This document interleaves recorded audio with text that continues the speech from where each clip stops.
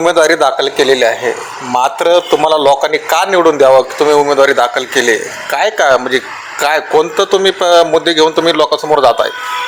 Sir, सर्वात प्रथम मी तुम्हाला सांगू इच्छितो, मी सुशिक्षित उमेदवार आहे.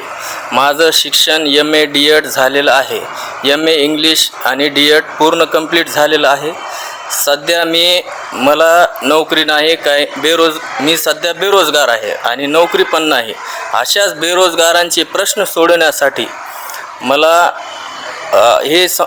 बेरोजगारीचे मूलभूत प्रश्न आणि बीड जिल्ह्यातील बेरोजगारीचा प्रश्न, ऊसतोड कामगारांचे प्रश्न, शेतकऱ्यांचे प्रश्न हे सोडवण्यासाठी, तसेच मुस्लिम समाजातील आरक्षण 5% सरकारने लागू केलेला होता, ते आतापर्यंत अंमलबजावणी त्याची करण्यात आलेली नाही.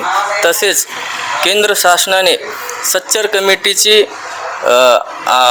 अंमलबजावणी अजूनपर्यंत केलेली नाही. सच्चर कमिटीची शिफारशीची अंमलबजावणी करण्यात यावी, यासाठी मला बीड जिल्ह्यातील, तसेच बीड जिल्ह्याचा रेल्वे प्रश्न असो किंवा बेरोजगारीचा प्रश्न असो, हे सर्व प्रश्न मी बीड जिल्ह्याचा आवाज म्हणून संसदेत उठवणार आहे आणि ते सोडवण्यासाठी प्रयत्न करणार आहे.